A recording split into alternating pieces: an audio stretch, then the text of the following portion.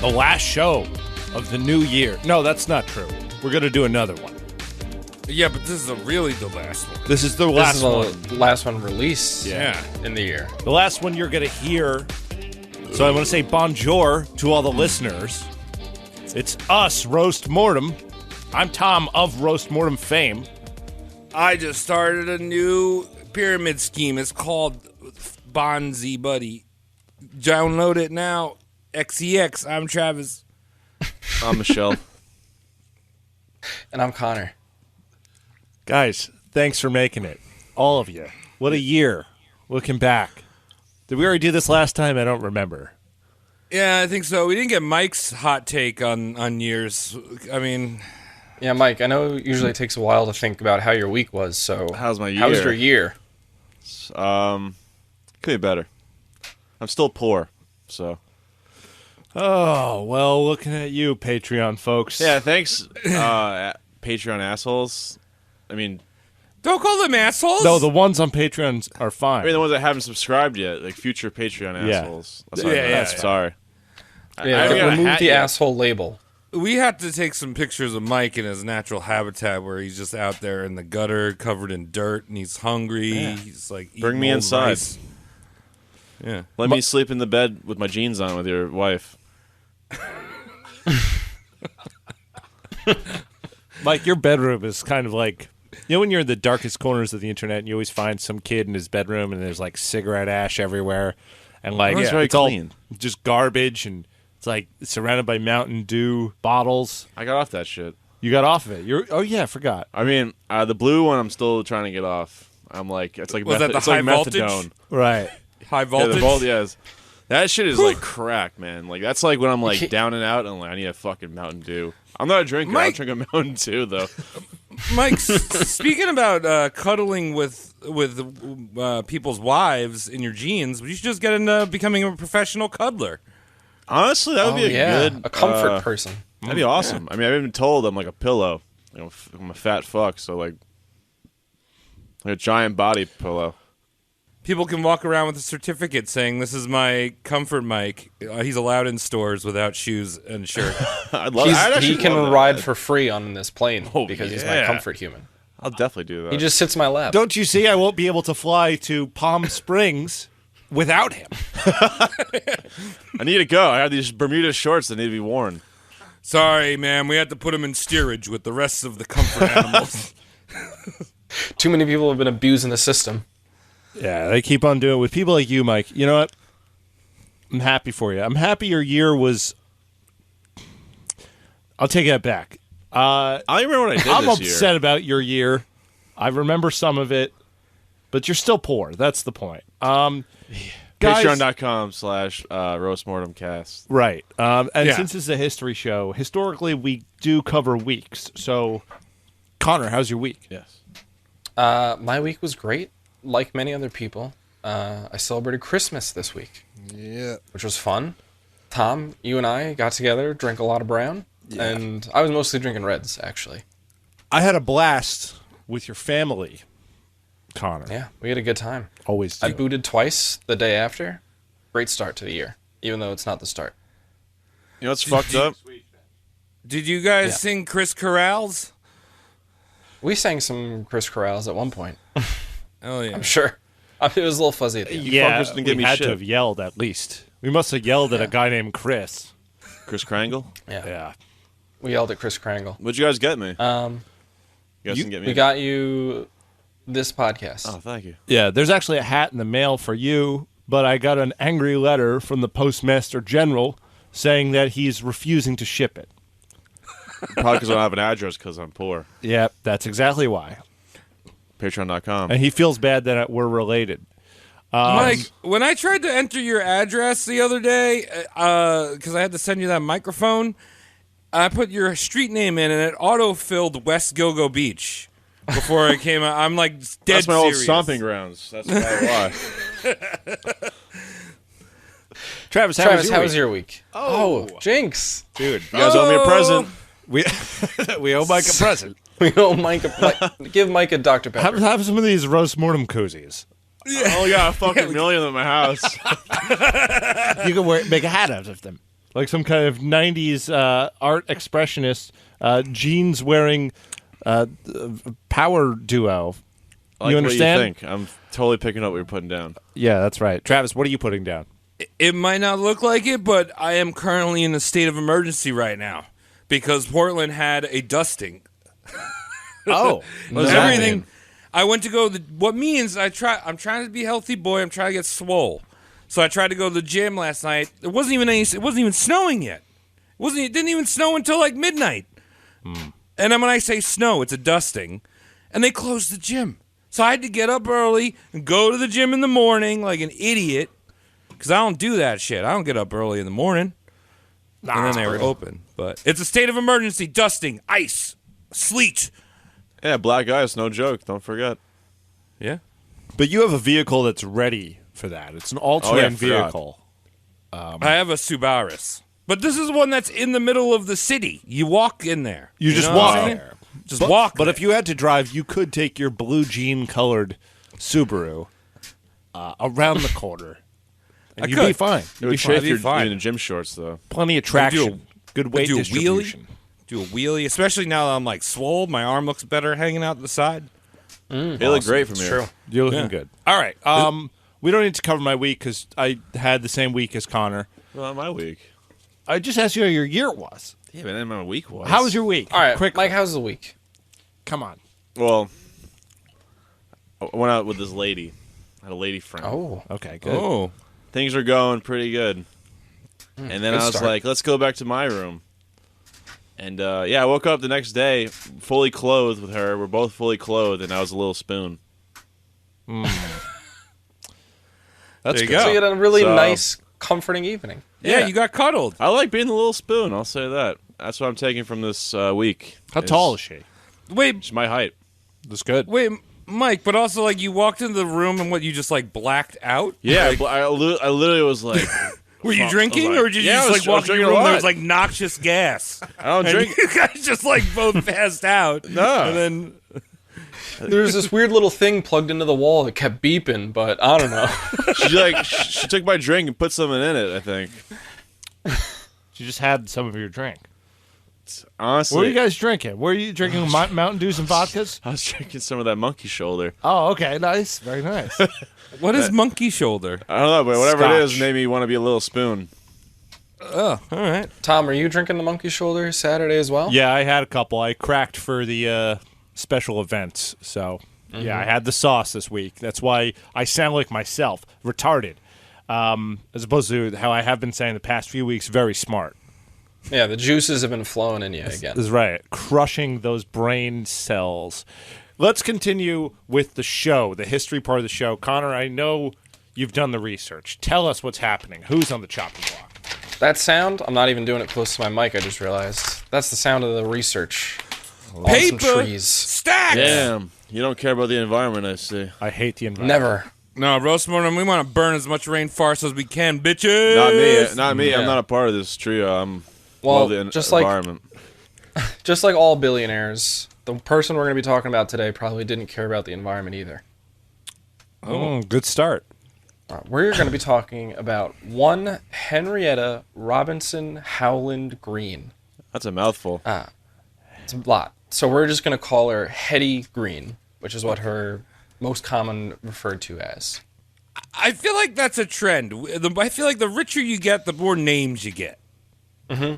Right? Well, it's like you have to keep the family name of the wealthy people. Yeah. And then if you get married, you have to keep their name too, so you just tack them on and on. Yeah, and if you're poor, no one should in their right mind care for you. So why would they stick around while you're just reciting a name? Yeah. Well, They're yeah. like, "Woo." Yeah. I think by the time you're 18, if you haven't accumulated enough wealth, your name should just be changed to Dirt. That's my name. Yeah, Dirt on the show here. Joe Dierte. All right. So Hetty Green, not born in the dirt. She was born in New Bedford, Connecticut, to a very, very wealthy New England Quaker family on November 21st, 1834. Now, any guess on what the New England family made all their money in around Oatmeal 1830s? bitches. No. Mike, you got your Cranberries. hand up. No. Why'd you guys further. both go with food? Wait, what is it? Oil? You Clams? just say one of those? Whaling. Oh, whaling. What? Whaling. Whaling. Yeah. I also think I said New Bedford, Connecticut. I think that's Massachusetts, I'm realizing.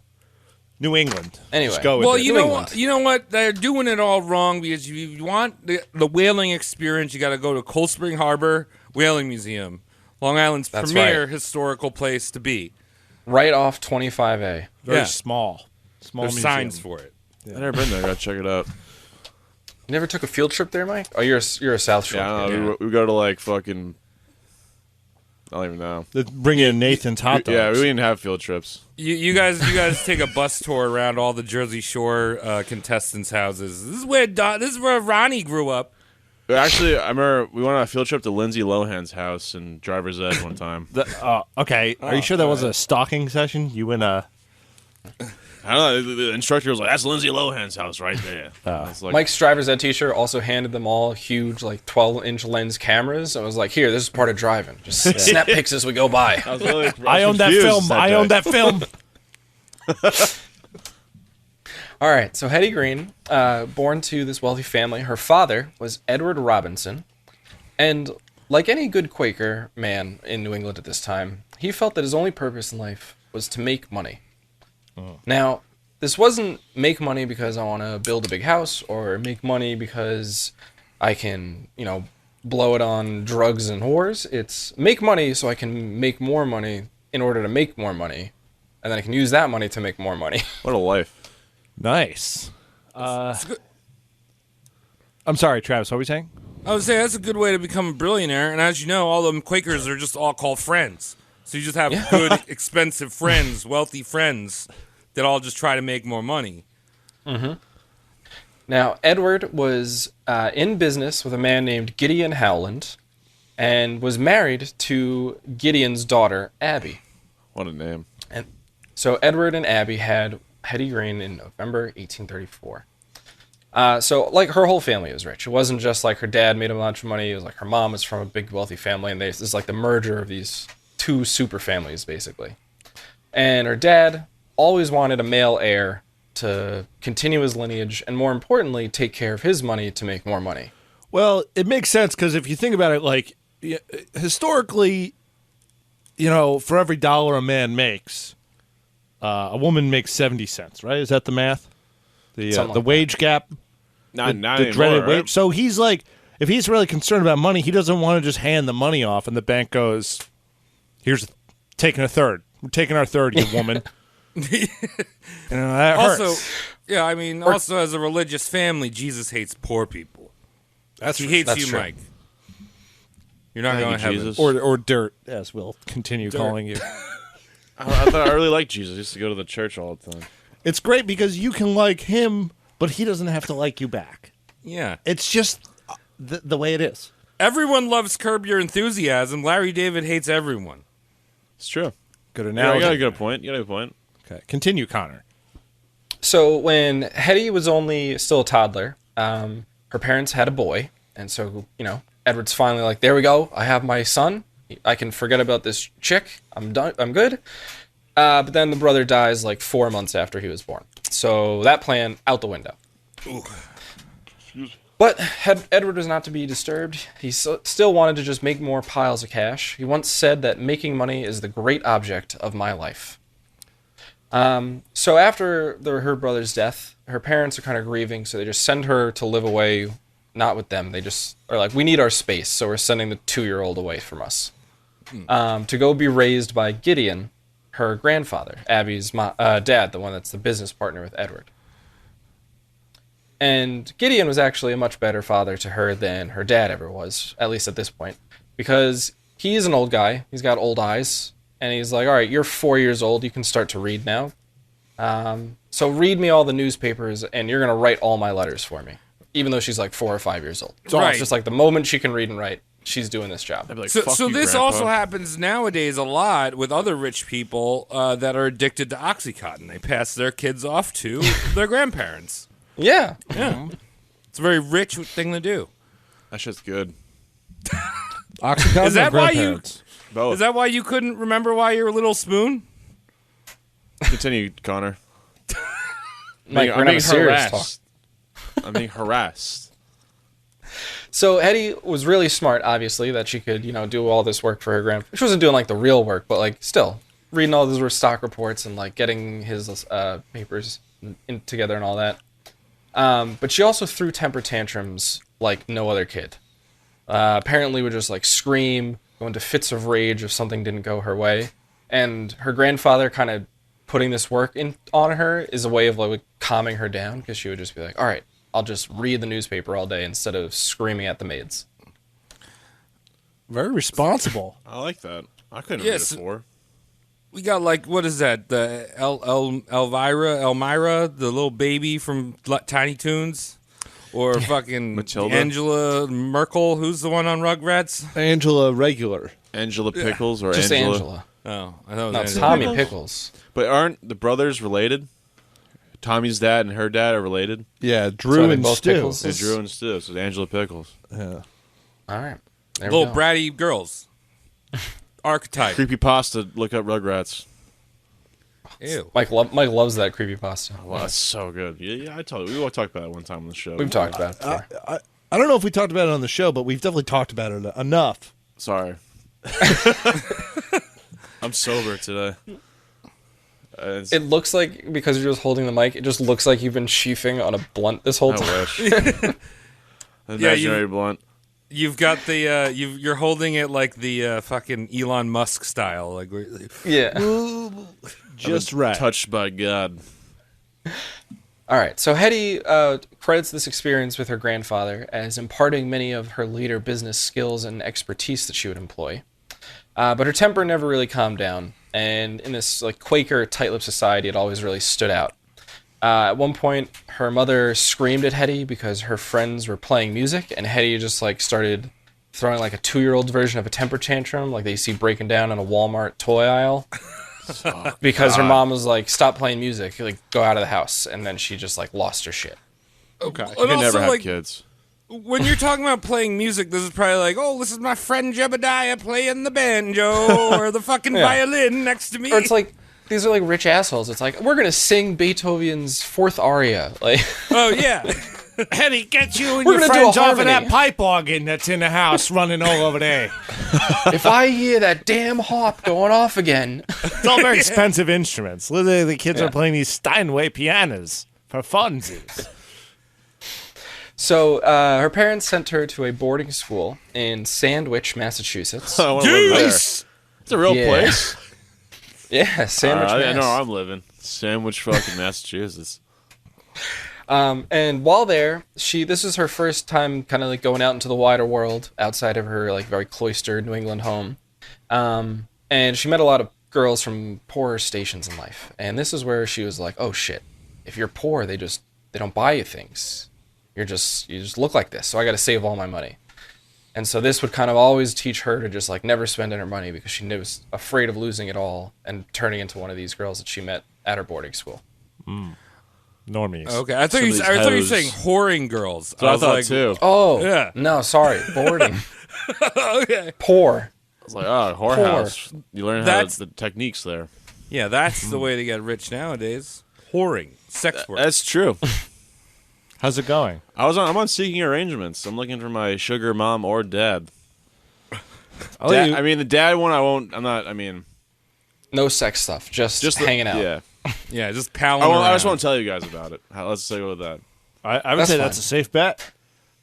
And if you Mike want just the like details, you rolling can up with a Rolls Royce. like, make that a Patreon exclusive. I'll tell you what me and my sugar daddy did. Okay, it's Yeah, just gonna be a phone call. It's not like a podcast. Yeah, We're just gonna call you up. Be like, "Hi, I'm the Patreon person." Yeah, give my personal number in the Patreon. We will do that. All right. Mike's kink is being called Champ and Tiger. I want you to wear the tightest pants you could wear and just let your gut hang out over the rim. Continue, Connor. alrighty, so Hetty is getting into her late teens, so she heads to Boston for what's called a finishing school, which is basically where the rich families used to send their kids basically to learn the last little bits of how to be a rich person in society. Yeah. So it's like that's where you learn what fork to eat for which course of the dinner.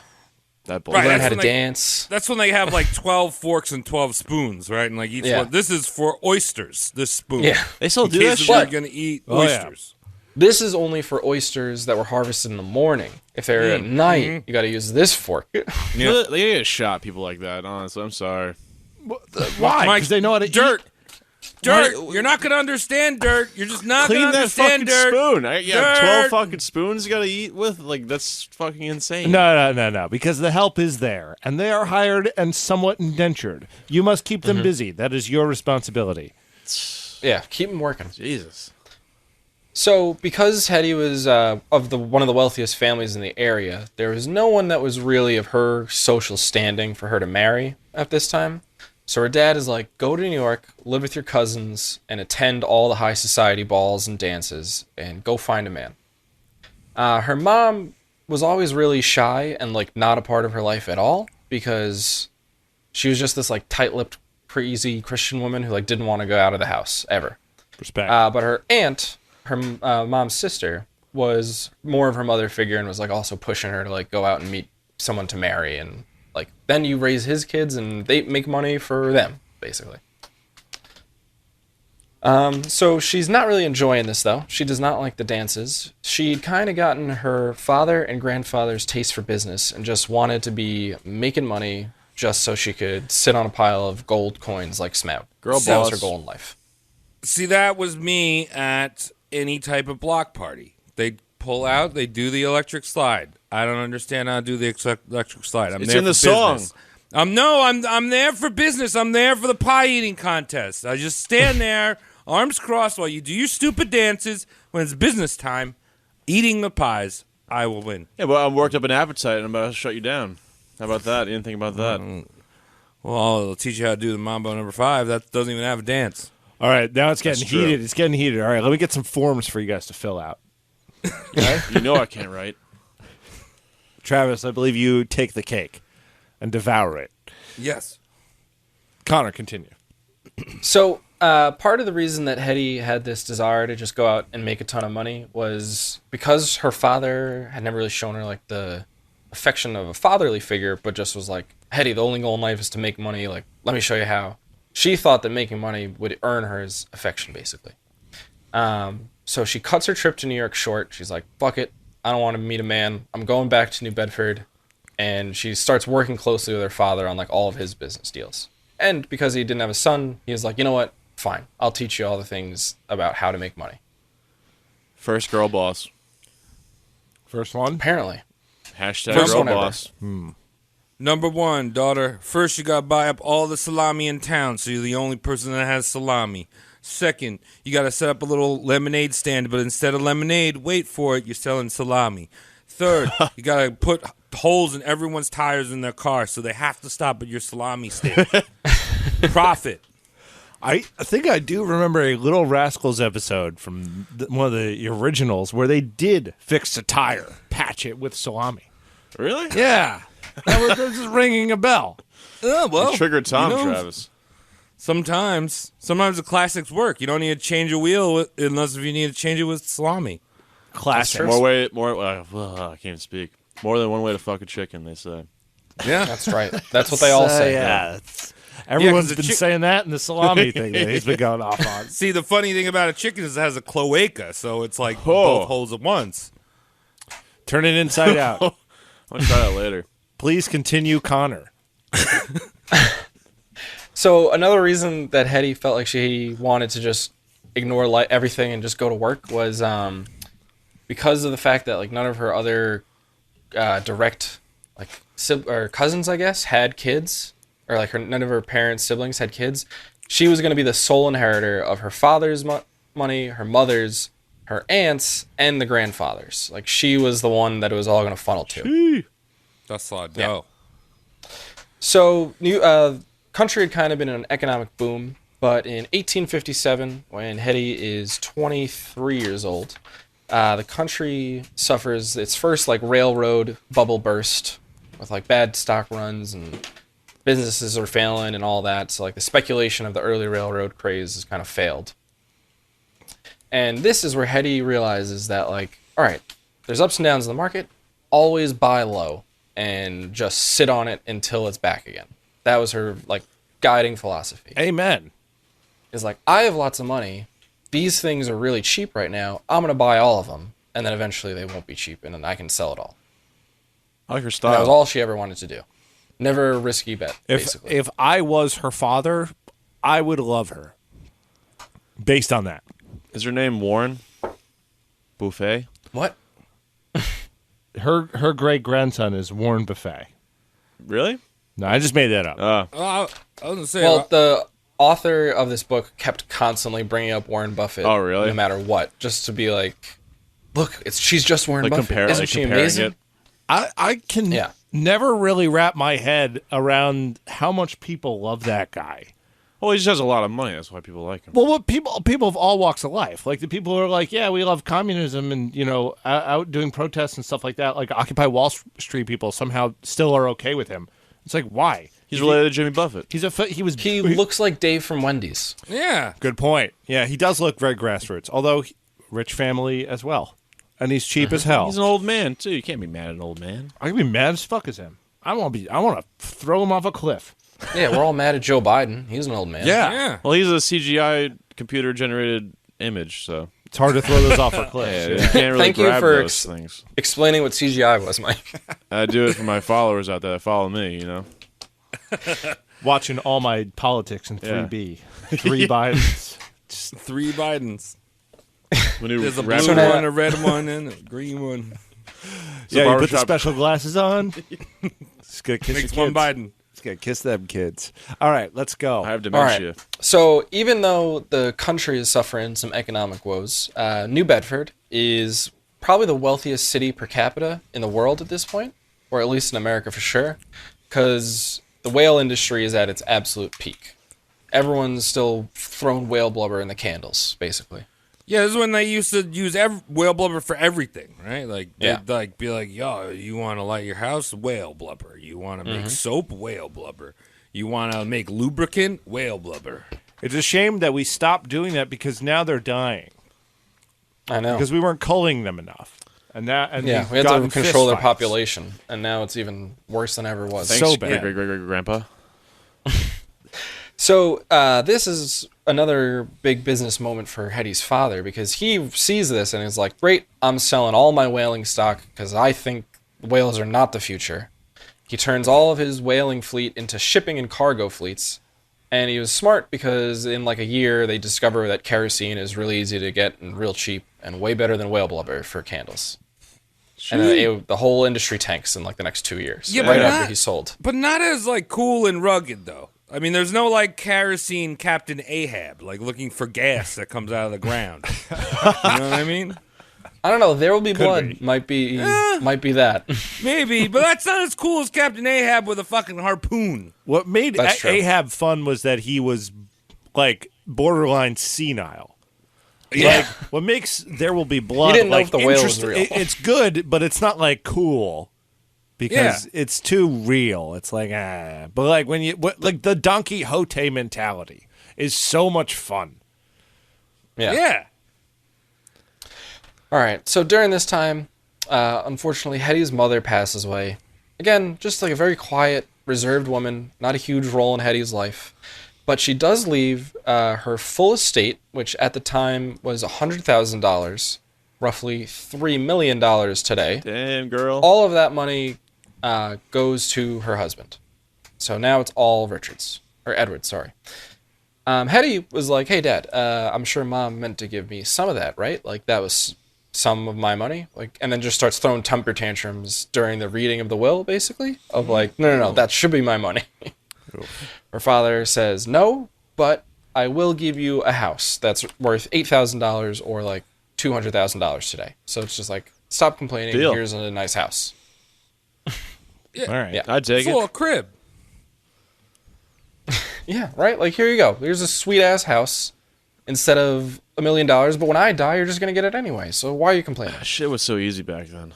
You can call me Daddy Banks. I'll hold on to it, and as soon as I die, it's all yours. Come receive it from my body. Thank you. I died from eating money. Well, could I have the money still? You can come pry it from my dead body that is dead from putting money inside of it. Gouge it out of my That shit stomach still works. I'll and take it. my money. Here's a rusty X-Acto knife. Have fun. My Hey. skin is tortoised. I need something to do today. Let's do it. Tom, you just came up with like a concept for like a new metal album. It's I'm sure dissecting a money man. These metal people have picked apart every opportunity to rip someone apart. There's What about putting someone together? How about a bringing up album? We're gonna bring people together. That's Dave A Matthews unity Band. album. Frankenstein or Dave Matthews Band. No, something different. Something different. Some with a little pizzazz. Yeah, a little, Yeah, a little Rob Zombie. Put the kids back together, have them walk around. You call your Yeah. band Zombie Rob. Zombie Rob. I direct movies now. They're not very Yeah, but- good, but everyone likes them. It's like Broccoli Rob. Yeah. Zombie Rob. RABE. So Hetty, like I said, her aunt has a lot of money as well, and she had once given Hetty $20,000 in stocks just as like a little present. Yeah, a little being, present. Little present. Being a nice niece. Here's 20 grand. Little piece of shit. Wouldn't Here's that be some nice? And Hetty knew that she was kind of in line to inherit a lot of her aunt's estate, but she, because of that, was always worried she was spending too much money. She basically would stalk around her aunt's house and like every time she saw something new, she's like, "Why'd you buy this? How much did it cost? Who'd you pay for this? Why aren't you spending so much money?" And then would try to get like maids fired or try to reduce the amount of staff she had on payroll because she was like, "You're wasting all your money that you're going to give to me one day. Stop this. Stop this madness." Yeah, stop Great. wasting my money. Yeah. I don't care that your feet hurt. I don't care that you need someone to make your bed. I don't care that you're old and decrepit, okay? You get one guy, okay? Okay? He's gonna be He's Just one guy. He's Just get one guy. He's the foot guy. He's the chef guy. He's your driver guy. He does all of them at the same time. Rub your fucking bunions. Make you some fucking French onion soup. We're done with these horses. There's too many of them. You know what? We got a few leftover whales from the old family business. That's how you get around now, okay, Aunt? Yeah. Yeah, it's New England. We'll turn this whale carcass into a sled. Fire. So she would spend like just days on end nagging her aunt about how much she was spending her money on things. And even sometimes when it was like, if her aunt gave like 10 grand to charity, she'd be like, "Are you fucking kidding me? Like you gave them those orphans, you just gave them 10 grand to run their orphanage?" I don't They're going blame to run her. it into the ground. Yeah. You ever They don't see even make what a happens with profit over there. orphanages? They always fuck up. By the end of in every 18 years, they don't even have the same kids anymore. They true. can't even hold on to their staff. I'm just saying, somebody needs to play In the Arms of an Angel to Hetty, and so she can turn her life around. I'm just saying. Well, unfortunately, no one ever would. She gets it into her head also that she's worried her aunt's in ill health and that she's going to die suddenly without a will, or without a will that's crafted exactly to Hetty's liking.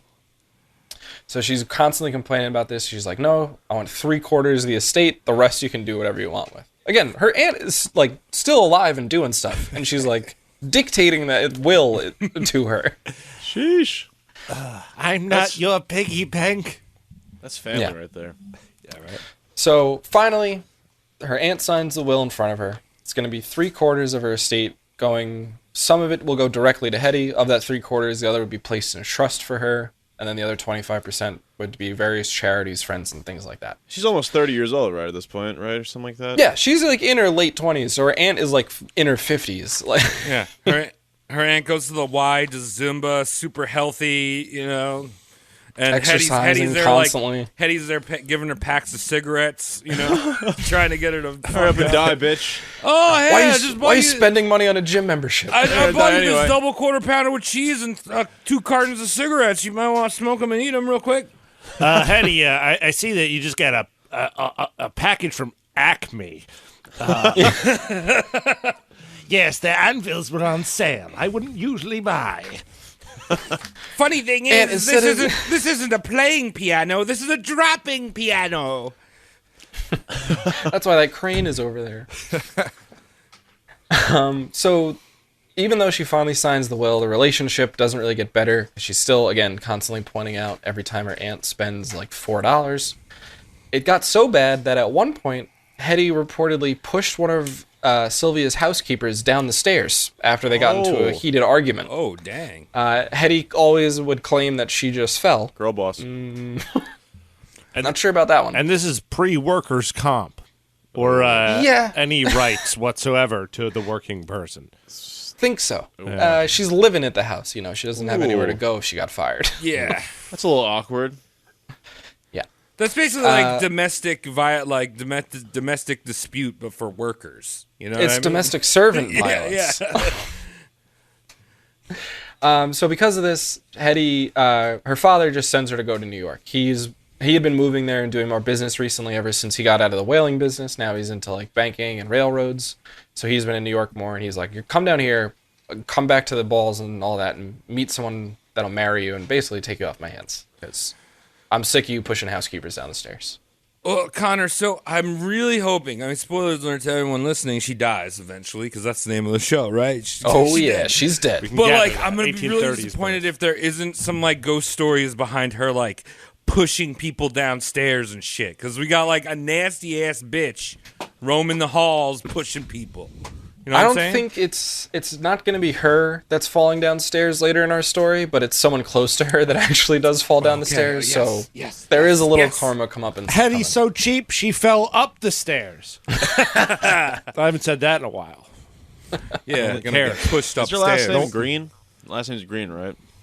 Yeah, not yet, but right now she's Hetty Robinson. There's a Project Pat. You guys know who that is?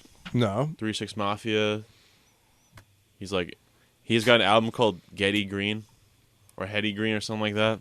Every time you keep saying that, I just think of the song. It keeps popping in my head. Maybe it's based on Well, that. she Probably, gets yeah, really, probably is really based. rich, so it could be based Probably on based her. on That's after she marries Tom Green. Yeah, that's such a good twist coming up. So right at this point is when the Civil War is breaking out. Her parents were actually big supporters of Lincoln. I think they had hosted Lincoln in their home when he was doing like a trip through Massachusetts at one point. So she's bouncing between New York and Boston, and on one of these trips meets a man named Edward Green. Eddie. There we go, Eddie Green. Did it. He's gonna be our guy. Eddie Green. You got that green, you know? Yeah.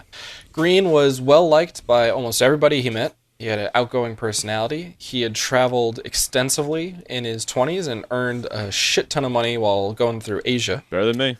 So Once held up by pirates in the Philippine Sea. oh dang. Yeah. Good. Some So parts her are real. family made it rich off whales. I'm guessing this man made it rich off camels, which are a way better animal to get rich off of because they spit.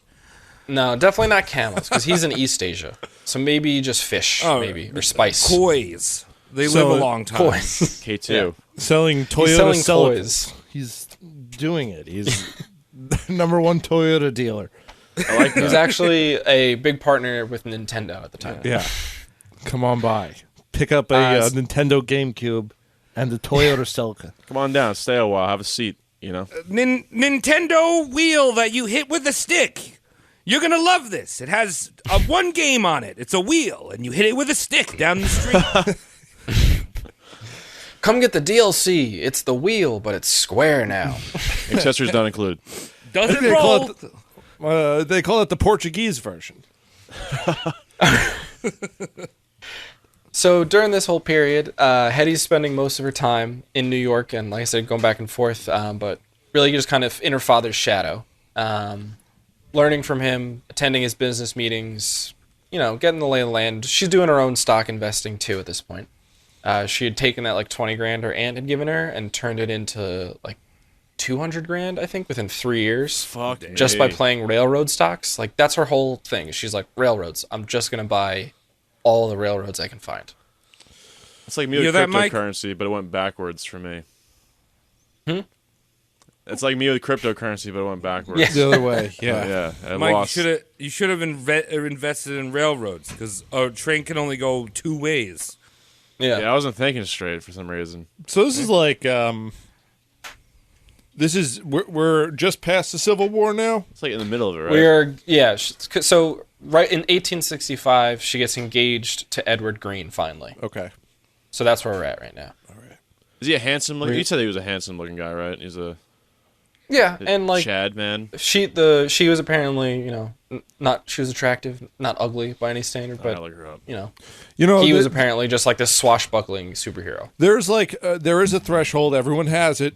When someone has a certain amount of money, it doesn't matter what they look like. That is so true. The thing is, like, she was pretty, but she always dressed herself really shabbily because she would never buy new clothes. So she'd like buy a dress and then wear it for 6 years. And like her veils would be like covered in dirt. Ew. Like, her boots would be like falling off. Bitch, and she's you like, I'm not nasty. buying a new one. They These were fancy 10 years ago. They hadn't invented fire hoses yet to hose blast them them off real quick. Yeah. Yeah. Nasty ass bitch. Now, sadly, just after her and Edward were engaged, Hetty's father passes away after a very sudden illness. Is that sad Now- though? Yeah. Because not for her. Another billionaire bit it. Yeah, not for her. Yeah, she's about to get a nice little sum. Now, she was worried because her dad had like just kind of, after he gotten sick, he's like, Hetty, they poisoned me. They poisoned me. And she's like, who? Who poisoned you? He's like, they poisoned me. And it was probably just an old delirious man talking, but for the rest of her life, she was convinced that mysterious figures had murdered her father. Well, that's kind of creepy that's- though, low key. Someone who maybe started Hollywood, maybe someone after a little reserve, if you would, I can see it. just Wait. not on Saturdays. Wait, are you talking about John Wilkes Booth? Yes, He started Hollywood. actors. That's who I'm talking about. Actors. So, when Edward died, he was worth around $6 million, which today would be over $100 million. Oh my god. And that's just in like the cash value. So if you're talking like, you know, all the Stocks. property that he owned and this like companies that he owned, if like that value was extrapolated, he probably is worth like $600-700 million when he died. Damn, Daniel. In his will. Oh, what were you saying, Trey? Well, I was gonna say, I mean, that's kind of impressive, but I forgot which Kardashian it is, but she's a billionaire. Oh, Kendall. Or no, Kylie, right? Well, she had to work for it. You know, That's it wasn't true. just She stock. really had. Yeah. She didn't just own whales. She's had to be Yeah. hot. The She Kardashians had- never owned whales. She had to open up 7,000 chicken fillets. Okay, she had to do it herself. That's She's Megan Thee Stallion. She's been boiling potatoes for. Is that what they have at I've never actually been to a Chick-fil-A. Are you fucking serious? I'm gonna leave this room right now. Why? How dare you say that? Do you hear how Dirt talks to me? You hear, Mike, Mike, You hearing this shit? Tom, I'm hearing how over could here? you say that to him? No, Mike, I'm on your side. Oh how my could god! how could you do that to oh him, Tom? my! It's so oh insensitive. my No, God. Mike is Tom is the most sensitive person here because Chick-fil-A supports gay euthanization in Africa. So oh, Well, they're not open on Sundays, so I better start going there. So that evens it out for Mike. you never had Chick-fil-A sauce? Are you serious? I've had it like once. That's all you had to say is just once. You're not like, you're not raving about Just it. to stop you from being very upset, I've had it. You're lying to us. Continue, I've been there. Connor. I also hate the gays like you, Mike. I love gay people. I need Not money. really. I need money. Not really. You got Everybody- offended that I didn't like the sauce coming out of the chicken cock. They're closed on Sundays. They're like God. So Tom, it's not a cock, it's a cloaca. Right, but it turns inside out and it tells a story like Connor's doing now. Continue. Yeah. Now, unfortunately, Edward did not own any Chick-fil-A's that he could leave to Hetty in his will. But what he did leave to her was $919,000 in cash and ownership of a entire like street of warehouses in San Francisco. So that's what she got damn. of the $6 million. The rest, so the other like $5 million, all of that was placed into a trust, and Hetty would receive an income based off like how well the trust does and like stocks and all that type of stuff. So the income from it, but the principal, that lump sum, she would never get her hands on. That would be controlled by other people, and once she died, it would go to her children, and if she had no children, it would go to like her next closest relative. Okay. So that kind of pissed her off. She's like, only $919,000? How dare you? what was that Which back again then? is Which like- is like millions, right? Like So yeah, 6 million turns into 100 million, then 919,000 is going to turn into 2 million, 3 million at least. But she's right? also forgetting about the trust fund. So if like she lost all of her money, she would still have An income. income to live plenty Nice. off yeah, of. Yeah. she'd still be making like $700,000 a year. And would have entire city block full of warehouses. Why too. am I not related to anyone that's a millionaire? I know. It's really the curse in life. Now, Hetty felt betrayed because this is not enough, right? That's what we're all thinking. No. This is not fair to her. I'm thinking that for me and her. Yeah. Yeah. And I think definitely she's for Dirt Over. I think she's a bitch. But Hetty knew she had little say over the matter. She had never really gotten a hold of her father's will the way that she had of her aunt's. So all she did was kind of just like throw a little temper tantrum again, but also, and then sued them. Didn't really go anywhere. So she just was like, all right, fine, I'll agree to it, but can you at least let my husband have input on what you invest the trust in? And they're like, sure, fine. We'll let him know of the big decisions. See, I like, when you become an adult, you just have temper tantrums with lawyers. Yeah, You know, when it's you're like, a I'm going to sue child, the shit out of you. Your child, you just like throw spaghetti at the wall and scream. Now it's like you get a man that plays tennis a lot and wears Rolexes and eats a lot of expensive spaghetti to throw tantrums for you. That's right. You guys had the Squid Ink today? All right. So Hetty was obviously upset losing her father, then not getting all the money that she thought she deserved. But she'd get even more upset when less than a month after her father died, old Aunt Sylvia passes away.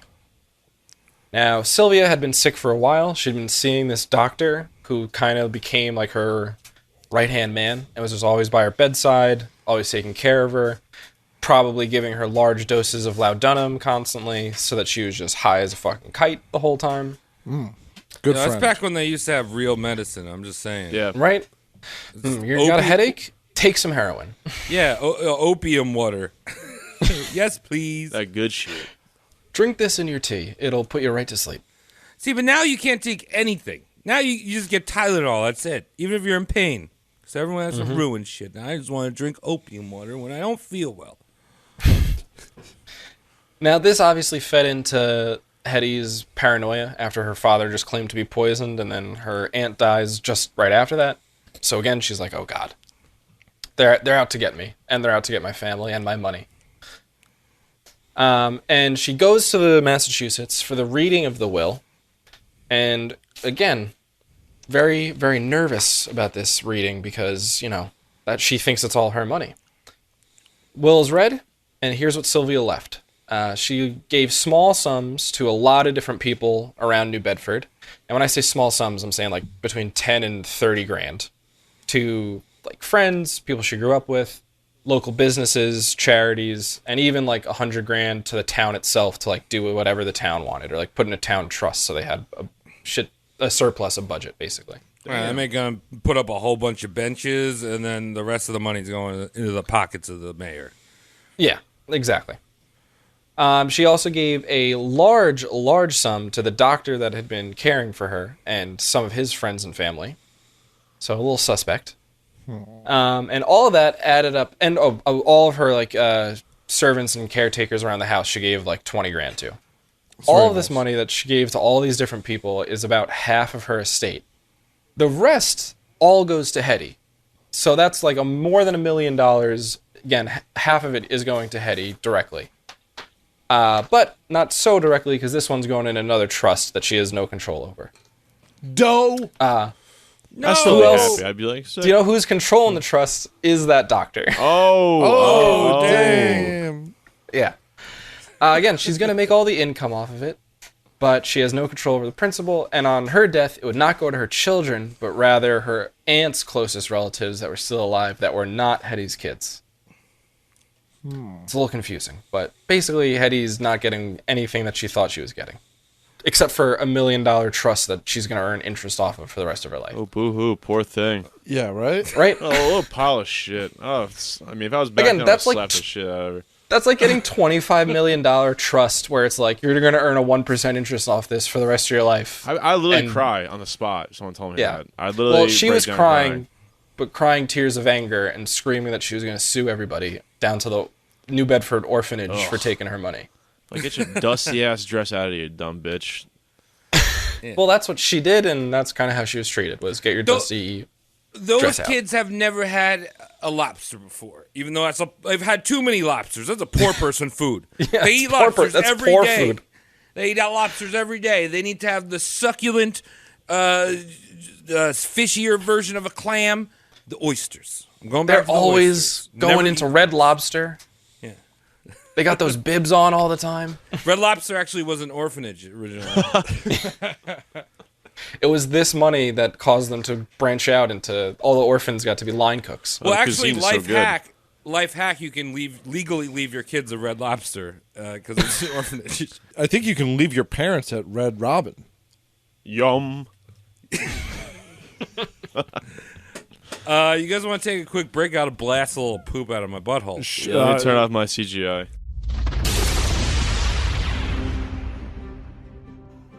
Oh, hey guys, Norse god Woden here. Any of y'all going on a Viking soon? And I'm not talking about no Viking River cruises shit.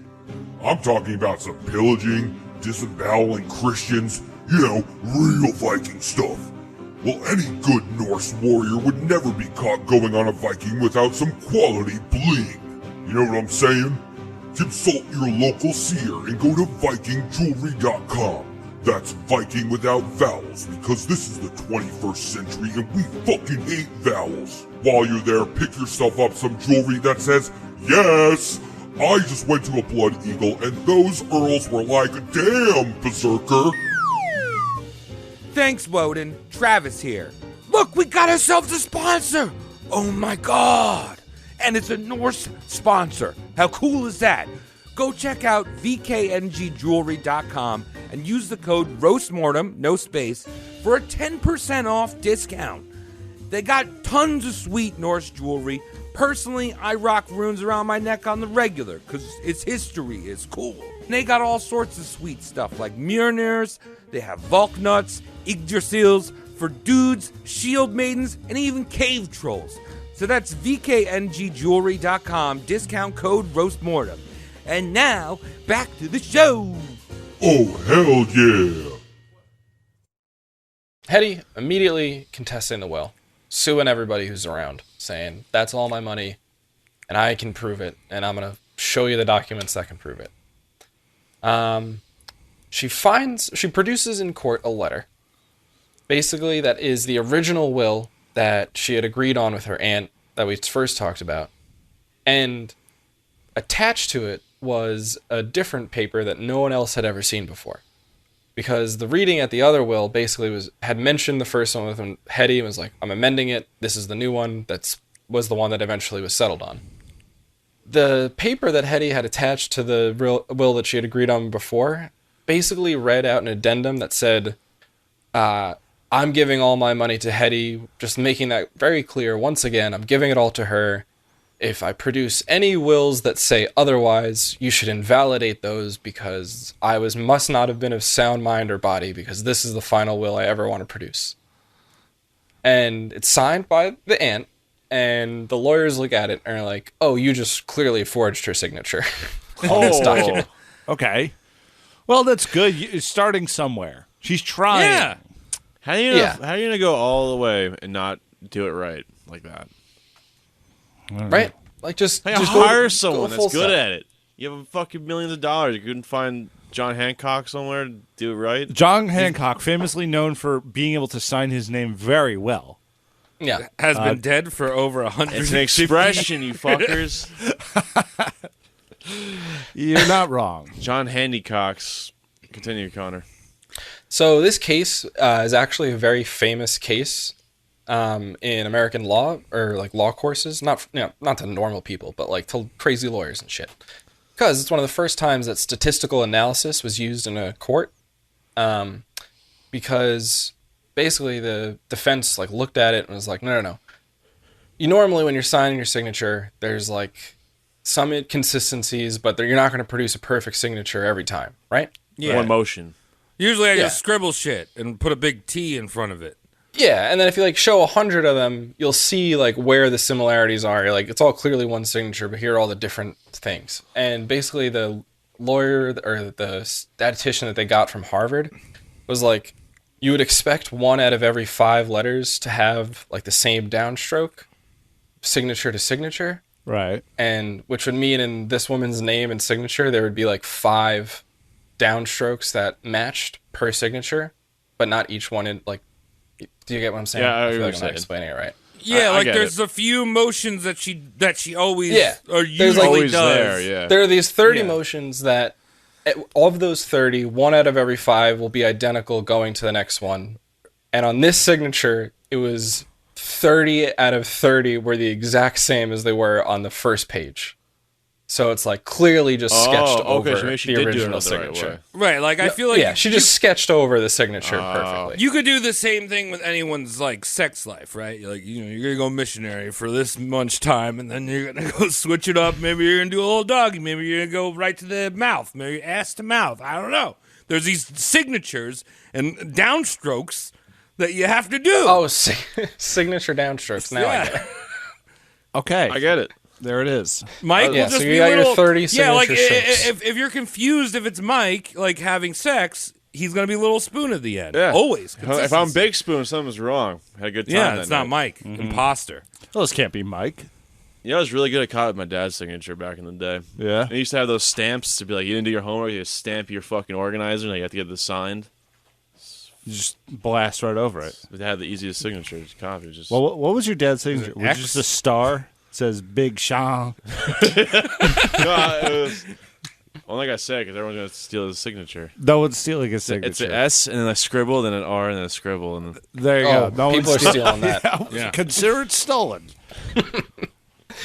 Now, I want to take a moment here after describing like how this this case became like statistically significant and is like studied about like as like this landmark case, to talk about why I hated the author that wrote the biography I read for this. Tom knows about this. Yes. I was getting heated while I was reading it. Yeah, there was a good 15 minutes of monkey shoulder, red wine driven conversation about this author the other day. I wasn't invited. You were not invited. Was No not dirt allowed at invited. the, Yeah. the McCormick's. No dirt.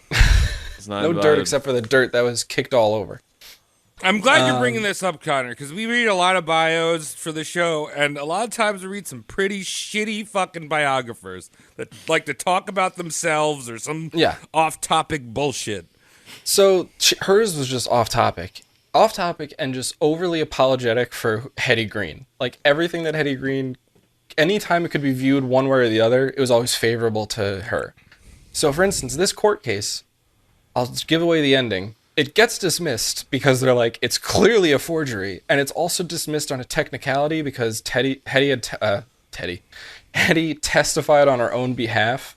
And because she was one of the plaintiffs, it's a conflict of interest or something. So like, no matter what, it was going to get thrown out. But it also was such a clear forgery. And the author, basically, when she mentions this, is like, Hetty was going to win, only it was dismissed. And I only learned about all the forgery stuff from doing other reading. Oh, What's okay. the point of mentioning that? Yeah. Did you not The have author an was like- editor? The other is like, no, she was going to win this case, and she was going to get all the money from her aunt that she'd evilly given to those orphanages, but then the patriarchal justice system threw away her case. It's always the man. Fuck those kids. Yeah. Always gotta be mansplaining. God damn it. She also was just like constantly apologizing for like how rich this woman was and how like she was a brave person because she was a rich woman. Like being rich took so much She's courage. a girl boss. Yeah. Like this is a direct quote after one of the many like Gilded Age economic collapses that led to like hundreds of thousands of people losing their jobs and not being able to provide for their families. This is what the author said about Hetty Green. She goes, "True, she had a pile of cash while others were scourging for pennies, but she also had a deft mind and colossal courage to push against the crowd." Ooh. Oh, And a unique yeah. style that was way ahead of her Yeah. time. That's why I always thought I always thought the bravest thing that AOC has ever done is gone to the gala. Bravest thing. Bravest thing. Yeah, that was. Yeah. War hero. You know, they may have been hungry out there in the streets, but she had to not buy new clothes because she didn't Yeah. want to spend the money. So, like, in one paragraph, she'll talk about how Hetty never haggled and always paid a fair price if she felt the person was fair, and then followed up in the next sentence of how she once swindled, like, a farmer out of his ox cart he was selling it for, like, $400, and she, like, swindled him down to 50. And the earlier paragraph, she was like, she never haggled. This author probably didn't know what that actually meant. Haggle. Yeah, She probably yeah. thought it was some either teetotaling or you know like she never haggled her little bean. She was very she is respected Never the haggled her Lord. bean. And also, the worst part about it, I told Tom this, at one point, she just starts describing the plot of Wizard of Oz from beginning to end for 3.5 pages. What's this author's name? Something Wallach, Jennifer Wallach or something like that. I read a book from her. I hope your car battery dies a lot. I hope you're watching The Wizard of Oz on DVD and it starts skipping. Yeah, Joke's Janet on you, I Wallach. take the Metro. Janet Wallach. Yeah. Bad author. Bad author. Go away. All right, but You're doing Back a to good Hetty. job with the we were talking about material the you court have. case. We jumped ahead a little by giving away the ending of the court case. So let me see, where are we at? Girl boss. That should be the title of this episode, is Girl Boss. Does she Hetty Green, have original girl a boss. little like mug that says #girl boss on it that she drinks out of? No, because she wouldn't spend the money to get that. Oh, it's true. Yeah. She was drinking out of the same 7-Eleven mug that she got with like a free promotion on that day. Oh, Coincidentally, woman. that ox cart that she got had a license plate "Girl Boss" on it. Oh, you don't say. Yeah, Yeah. coincidentally. That was just meant for her. All right. So we skip to the ending of the case, but it would eventually make its way to the Massachusetts Supreme Court, which is when it was finally decided. During the court case, her relationship with her fiancé, not going great. I mean, when you start your engagement and your dad and aunt die and you immediately are suing everybody for all their money, I can assume it might affect your personal relationships. But finally, they get married, 1867, so 2 years after all this started, and they decide to move to England, where they will stay for the next 7 years. You Why get not? me? Yeah, you're rich. You just go live in London. I would do Go it. meet the Good. Queen. I mean, the country also like just tore itself apart. If you got the money, why the fuck would you be in America right now? Yeah, that's a good point. Exactly. Let me get out of here. So Edward is working for an American bank, raising funds from European capital, securing loans and deals from European investors to build out the railroads, basically. And Hetty is using the inheritance she's had to just reinvest in U.S. bonds and railroad stocks. And this is where she starts making a shit ton of money. Because she never would borrow, never speculated, and always just found dirt cheap shit and just bought as much of it as she could find. And again, is not spending any money other than just buying it on stocks. This is a time in America where if you had money and you didn't make money with it, you were a moron. Yeah, You- you had to be there was real- so much real stupid. expansion happening. I mean, the trade, even during the Civil War, we've talked about this. Like, while all that fighting was happening, there was loads of trading between the North and South. Like, the actual industry didn't stop, which is very, very strange. Yeah, and that was Hetty's father had reinvested it all into that like shipping companies, so he made a killing with all of that. Right. Well, you know, we're Union talking about- Pacific was, like, building like crazy. Yeah. Well, yeah, we're talking about like these New York elites. Most of these huge Southern farmers, their slaves were held in escrow by New York. You know, Yeah. It was backed by New York yeah, banks. yeah. And now look at these poor New York elites. They're just limited to shooting women on Western sets. They can't they can't have actual slaves anymore. It's, They can't have it all anymore. They just have to indiscriminately kill. yeah. God damn it. So in August of 1868, after they'd been in England for a little while, Hetty gives birth to the couple's first child. They name him Edward, just like his dad and Hetty's father, but he's always going to be called Ned, so that'll make it easier to tell the story.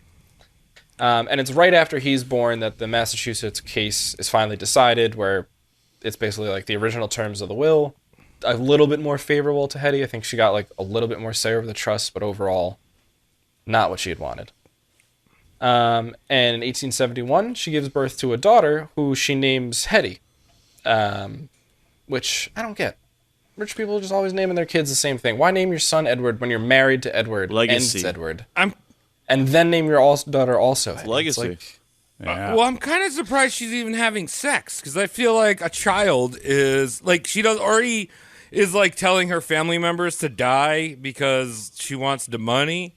Like you have a kid, the kid's gonna fucking get your money. well, but she also like knew the whole purpose to make money was to give it to her kids, so that her kids could make money to give to True. their kids. True, So it's true. just sit on this pile until it's bigger and bigger and bigger. and then you birth Jeff Bezos' ultimate kid with pecs now, thanks to plastic surgery. Yeah, Jeff.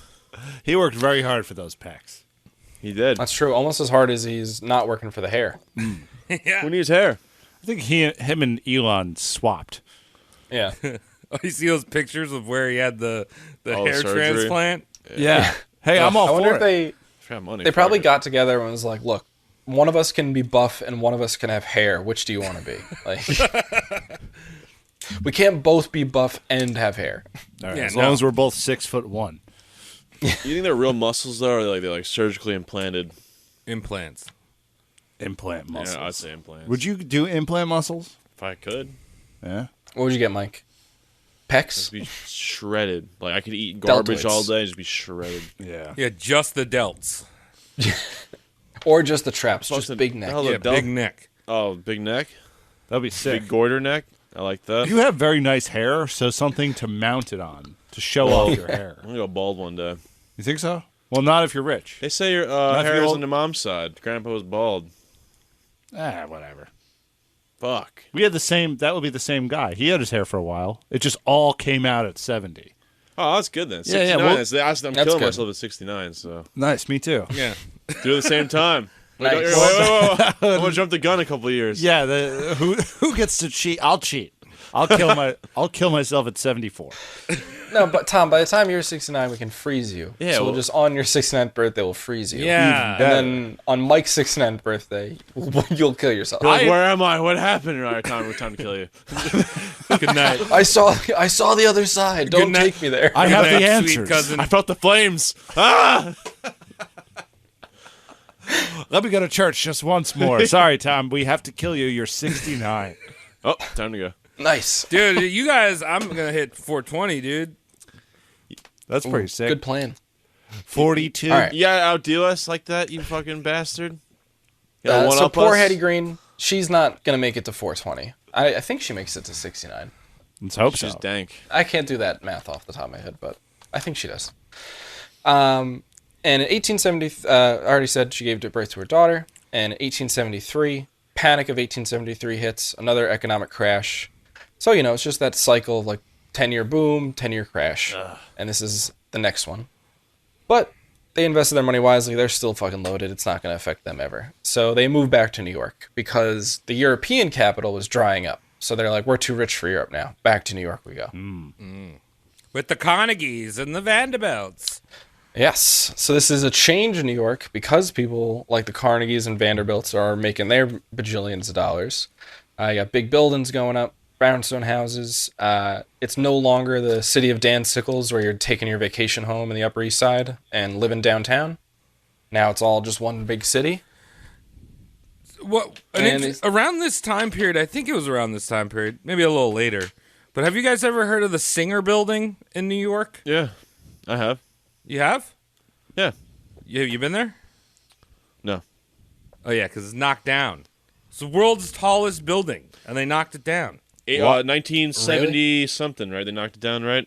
There we go, Mike. It had Yeah. like, Oh my it had God. like what AC and shit like that, right? Or like had cooling systems in It had a it. cooling system, like a cooling system, and like the world's tallest elevator or something. You got Yeah. it, Mike. When did they Like, build wow. it? Yeah. 19. Oh, wait. It was like 1903 Something like or that, some yeah. shit. Yeah. So why'd they knock it down? It was just built like it didn't match up with the times, right? It was Yeah, it was just like the reason why they fucking plowed Penn Station in the 70s. There's like, it looks too pretty. We're going to get rid of it and put up this shithole. God. Penn We need more concrete. Yeah. I mean, I know Penn Station now is getting a facelift, but what a horrible, an atrocity of buildings. It's not Penn Yeah. Station anymore. What are they calling it now? It's like Mohegan Cuomo Sun Plaza. or something. Yeah, something like that. Mohegan Sun? Yeah. No, Cuomo got in there when he was still governor. Just like the bridge. Oh, yeah, getting under Cuomo, which is many young women saying that. The Cuomo cuddle. That's what it's called now. Big spoon. So mad that they changed the Tappan Zee to the Mario Cuomo. Yeah. Hey, yo, go to San Francisco. Just like, don't do that. It's already called the Tappan Zee fucking bridge. It's it's one of the cooler named things we have in the state. Not anymore. Tappan Zee, Ruin everything. Now it's the Mario Cuomo. Going over the cum bridge. I'm leaving that. All right, Yeah, so let's Hetty leave that goes one in. back to the future site of the cum bridge, as we'll call it. You guys are young. Every time I hear Como or Kuma, I think Como. Good. You should think that. Because I'm Yeah, retarded. that's good. I'm Good R-word. call, Mike. So they're back to New York, but they're also splitting their time between Edward's home in Vermont and just going back and forth between Vermont and New York.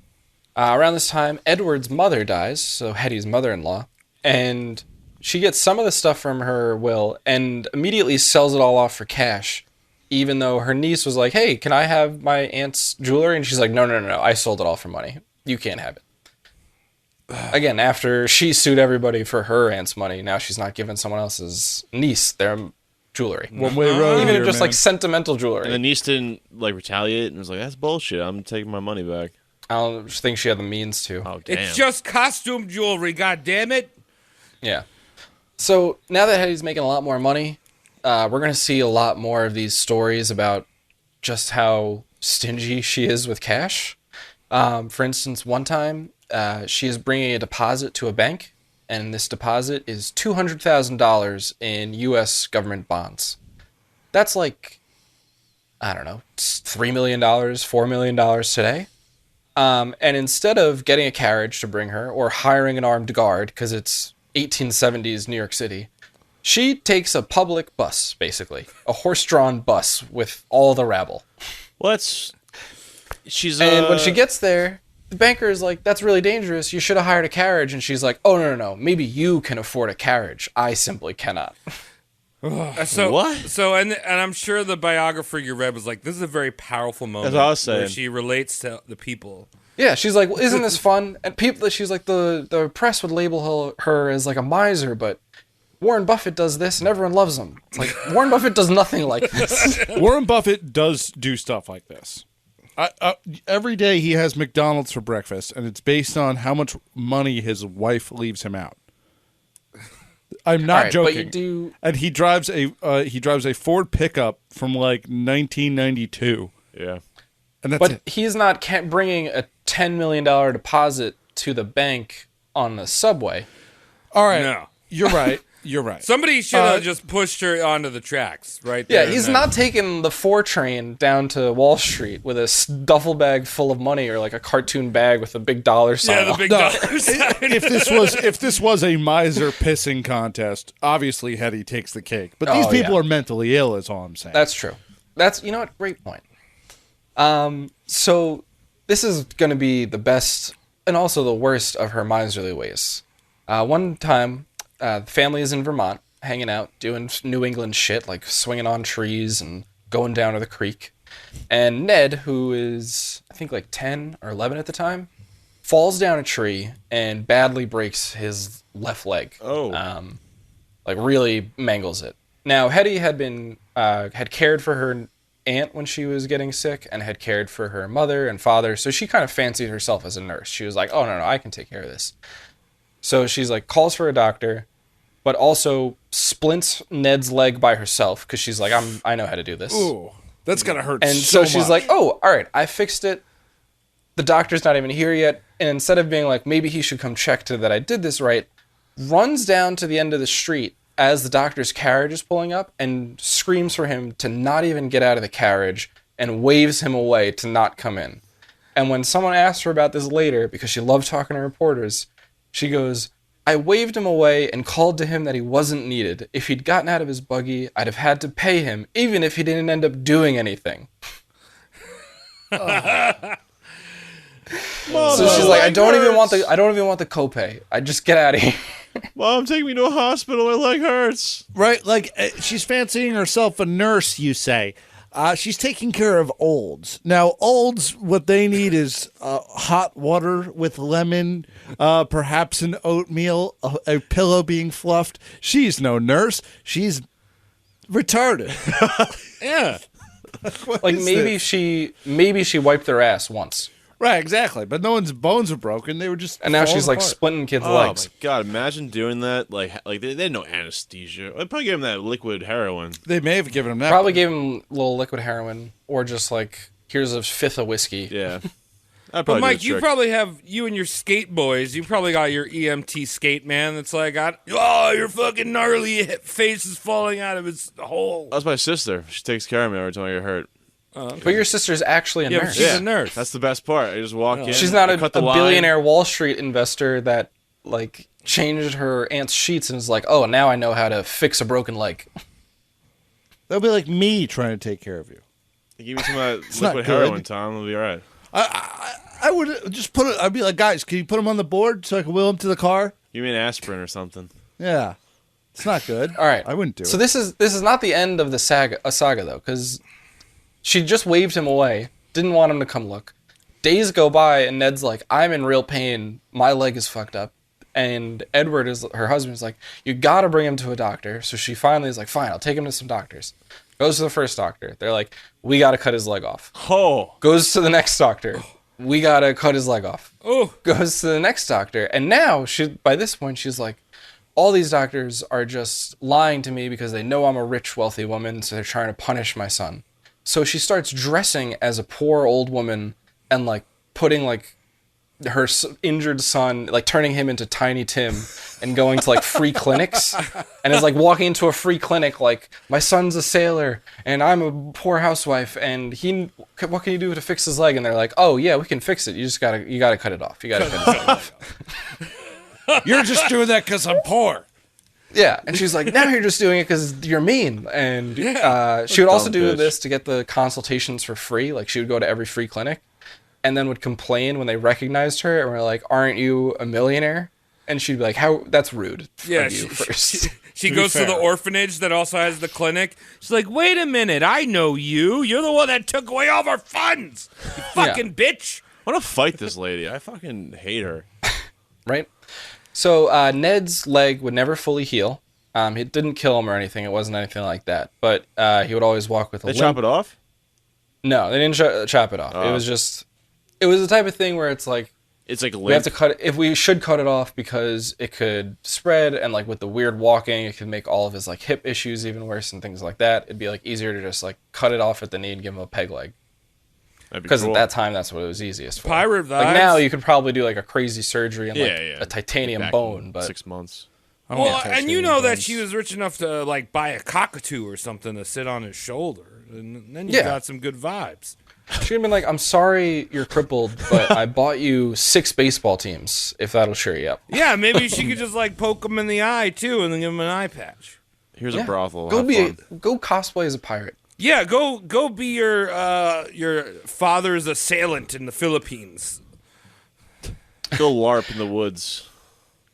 So now this is around. We're into like the early 1880s. Her husband Edward is working for the Louisville and Nashville Railroad Company, and as it's all spreading further west, he's constantly traveling.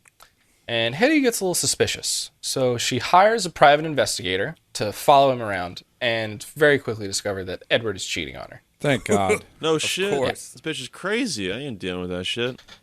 Yeah. So she doesn't really care. Well, no. She's not gonna leave him. She's just like, "How rude! Stop flaunting it in my face. I'm gonna live away from you." Well, But like, that's all. Yeah, I mean that would probably cost her money. She could probably lose some shit. That's with the thing. court. She was Yeah. more concerned about the money Yeah. than anything else. Although, I forgot to mention this. They did sign a prenup. prenup that was like basically said Edward is not allowed to get any of her money that she inherits from anyone. And like she controlled all her finances. So that was good for her. Yeah. Yeah, they're rich people. It doesn't matter, you know. They're both rich. When you're both rich, Yeah. you're both poor. So it doesn't mean anything. Yeah. What Hetty could not forgive was that Edward was not smart in business the way she was. He borrowed money. He borrowed money to like bet big on certain stocks, and he's usually doing really well for himself. Again, he's super rich and comes from a really wealthy family. But at one point, he gets caught with a bad, the Louisville and Nashville, like their stocks plummet. He kind of gets screwed and Hetty has to bail him out of debt. So he has to turn over the deed for his ancestral home to her because she's like, I'm not going to do it for free, even though we're married. Yeah.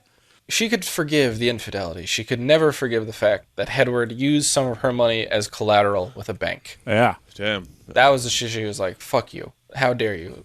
So she also, at this point, moves all her money out of that bank to another one that's basically going to give her free reign to do whatever she wants with that account. Awesome.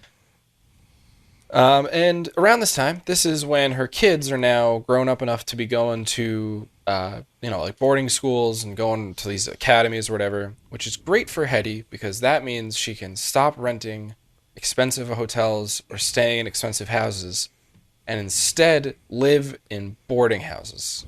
Yes. In the middle of New York City and Brooklyn. Going from house to house basically every 2 weeks. That's how you save your money. People used to skip out on the rent like that. This is like where the Irish maids who worked at the houses of her friends would live, and she would just live in one of those rooms. See, I just think it's so crazy that like that's how people used to be able to live. Like it would be more expensive to like stay at a Hilton, every day. But like now back then you could be like, I just live in hotels. I live in these weird boarding houses. Yeah, well, she was sick of the hotels. She's like, they're Too nice. too rich. I want to stay in motels. Yeah, motels. Yeah. Yeah. I want to feel I want to stay in alive. motels, group hostels, I want to share a bed with someone. Be the little spoon. Airbnbs Maybe- constantly, but like only shared ones. Maybe she was a fan of that channel with where it always takes place in the hostel when the girl's like, "Oh no, my bag is stuck under the bed." He's like, "Oh yes, I will help you get bag."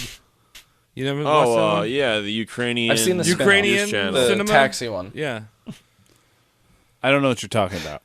it's excellent. Type in RedTube later. RedTube.tv. .org. .org. Yes. Yeah, look stuck under bed. RedTube.gov. Big busty. Xhamster.edu stuck under bed hostel. I'm always stuck in one of those beds. This bed's real tight. Tight beds. Easy to get under, hard to get out of. Yeah, it's crazy. Now, Hetty's doing this also because she just, one, doesn't want people to bother her and know who she is, which, respect for that. That's awesome. Sure. Two, because it allowed her to escape paying any income tax or any sort of, like, state tax because they didn't have an address for her on record. Smart. Ah, Yeah. And also the moment someone in her apartment buildings recognized her, because she was always staying under false names, anytime someone recognized her, she would immediately, like, pack all her shit and go. And again, she's wearing, like, the same dress for, like, a month on end and only changing it when it's, like, falling off of her. You know that should be stinking. And she's, like, a billionaire at this point. Isn't there, like, a syndrome for this? Scroogeism. Yeah, Scroogeism. I don't know. I'm trying to think of like a modern equivalent. Yeah, me too. I feel like I heard this before. Like someone that's like super cheap but like loaded. Misers. That's the term. You're a miser. A miser. Like, yeah, it's someone who's obsessed with making money and obsessed with making sure they're not spending any. I mean, we've done a few with roast mortem. I'm forgetting. There was that one fella. Oh yeah, the guy that like fought dogs, dog meat boy. Yeah. Yeah, I forgot his name. Hold on. But anyway, Connor, you continue. I'll find him. So now in this part of the story, we're going to return to the story of Ned's leg. This is when this comes back to bite. Okay. Because, again, never healed properly. And in 1887, he was walking down 9th Avenue, and he's run over by a dog-drawn cart. Not a horse-drawn cart, but like someone, like a little 6-year-old has like tied a Saint Bernard to to like those like gym things, those like gym wheelie things, and is just riding that down 9th Avenue and runs over Ned. Mush, mush, mush. It's fucking Balto. Yeah. Daniel Dancer was the guy. Yeah. Okay. But yeah, run over by a dog sled. Yeah, run over by a dog sled on 9th Avenue. And it was a single dog. I think it was a single. It made it seem like it was a single dog, just like basically like I'm picturing like a newsie, just going like whipping the thing as he's bringing it the stack of papers down. Yeah. And not long after that, he's in his father's office for a parade, I think, and he just falls down a stairwell because of how badly injured his leg is, and he's trying to walk up the stairs by himself. So that's our stairwell karma coming back for Hetty. Wait, did he God. die? Or did he just get fucked up? But at this point, they like it's really bad. Hetty finally has to bring him to a doctor and is like, "You gotta cut his leg off because now it's gangrenous. Like his whole leg is gangrenous. Ew. So it's chopped off just above the knee." Ooh. And I'm also realizing this is the second person in a row I've done who met the Queen of England. Or is an American that met the Queen of England and had someone or themselves lost a leg. Yeah, but Dan Sickle, he was amazing. Yeah. And But this wait, is just sad. This is the third person. Because Who else lost a leg? on our roast you did on the countdown you did Lady Churchill. and she also She met the Queen. Oh yeah. And she fell down the stairs and died. High heels, Man, you baby. got a streak Wow. going here. I mean, look, celebrities come in threes, so. All right, so we're into the 1890s. So the Gilded Age is booming, and Hetty's goal in life now is just to make Ned the richest person in the world. She like states that goal. She's like, "You just lost your leg, so when I die, I want you to be the richest man in the entire world." I'm so sorry. He's probably thinking to himself, like, I would have like given up a lot of that money to just had a leg. You know, maybe Yeah. if you had to let the doctor get out of the stagecoach for 8 minutes, this wouldn't be a problem. Yeah, because he might have just gone, "Oh, here you go. That's good. Now we'll be fine." Yeah. But she had to play Miss Nurse Medic Misty Joy, Nurse Joy, Oh, fixing yeah. the fucking UGOs. I know how to microwave pear oatmeal. I could do it. So Hetty is like, "You're going to have to be the richest man in the world. You're going to have to know how the railroads work because that's where all the money is." So she's teaching him her financial methods in the office, but she's also having him work in the railroads, even having him like start like ground up, basically undercover boss, 1890s edition. Nice. Even though he only has one leg, she's like making him shovel coal on railroads. Like, Mom, we're loaded. Why am I doing this? This kind of seems like unnecessary practice, Mother. I'm handicapped. Just like the regular coal guy's like, wait a minute, you said you've been doing this for 20 years and you don't have a leg? Are you kidding me? Now go between all the cars and collect the tickets from the rich passengers. Yeah, it's also like have you ever seen a rich kid try to shovel? They always they that's never very put funny. the shovel into the ground. It's always like just skims the top and they throw a little bit of dirt over their shoulder. I like watching rich kids try to use any tool. Yeah. It's fun. So Usually, they're very good with pills. Yeah, Great. They know what they're doing. Yeah.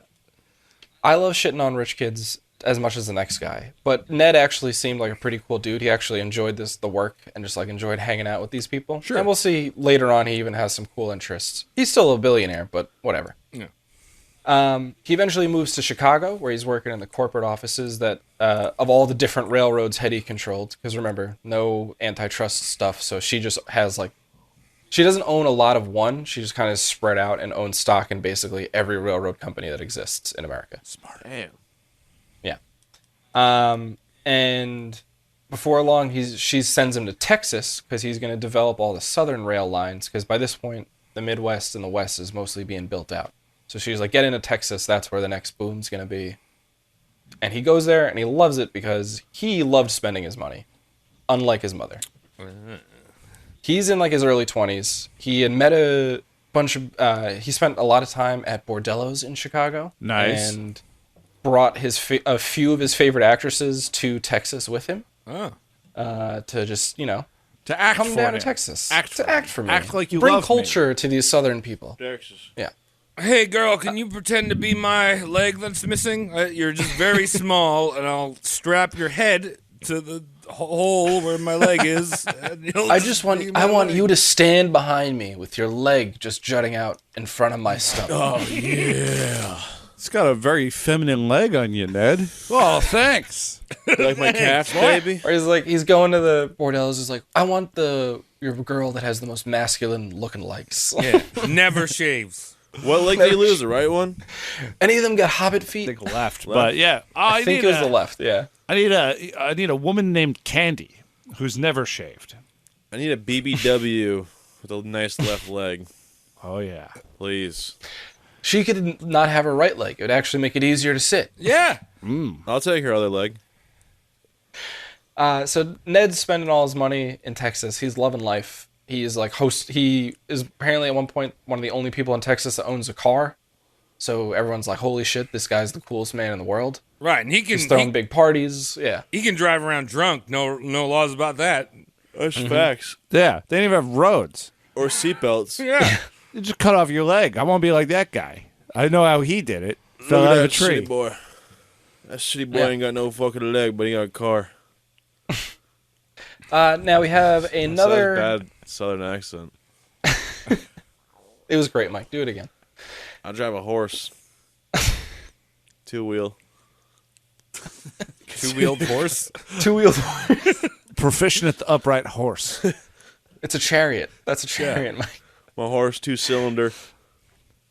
So we have another round of financial panic in 1893, but Hetty had kept smart investments, and her railroads were actually the few that came out ahead because she was investing in Texas instead of the over speculation on building more rail lines in the east. And in the middle 1890s, this is when she kind of changes a little bit and starts going out and socializing more, mostly for two reasons. One, she wants to get her daughter married and wants to find him her suitable husband. Her daughter is a lot like her mother and is super shy, quiet, doesn't want to be out in public, just wants to stay inside and pray to her Quaker god. I thought you were gonna say she 180s. She's gonna reinvest in whales again. Why not? She actually she's like, I'm gonna open SeaWorld. This is going to do well. The second reason she starts going out socializing more is she is getting interested in politics almost purely because William Jennings Bryan is running for president and campaigning on tax reform. And she is like, no, thank you.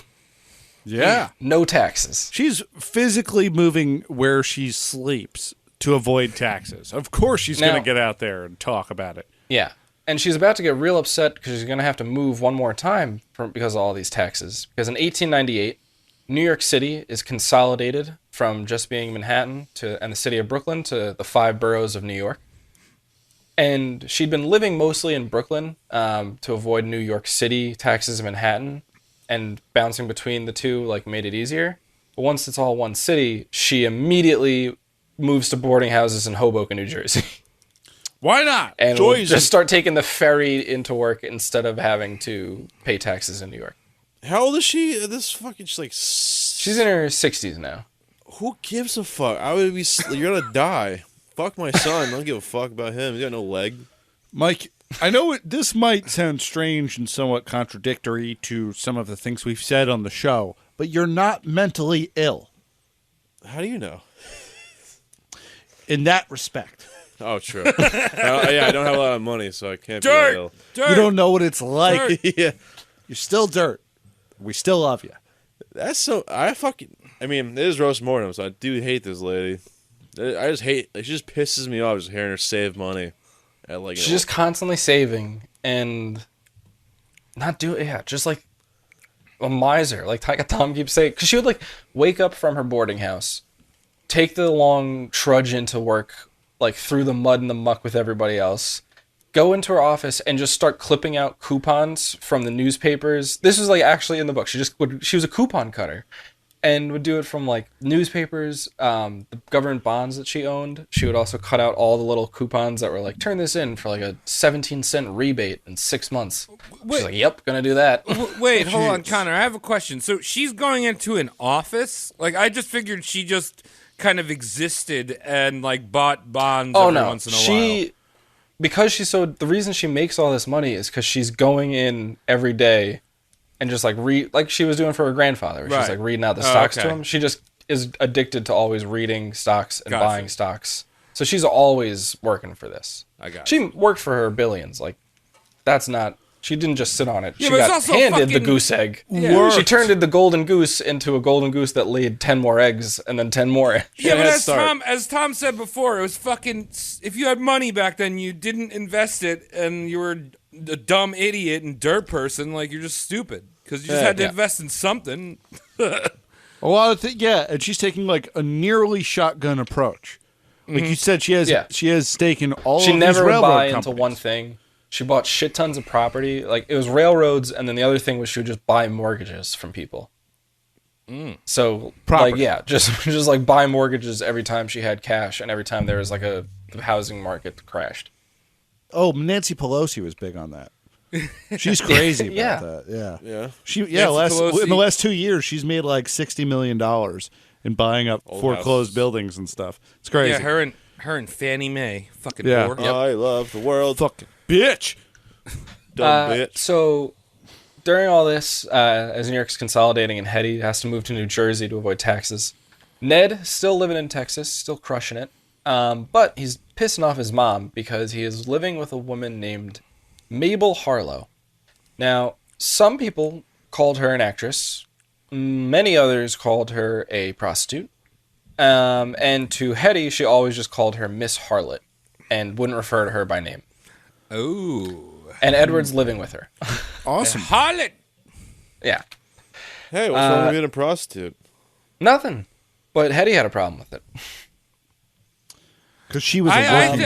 I would have thought that Hetty would be into that shit. Be like a working girl, adding more to the income. But she's also a Quaker type.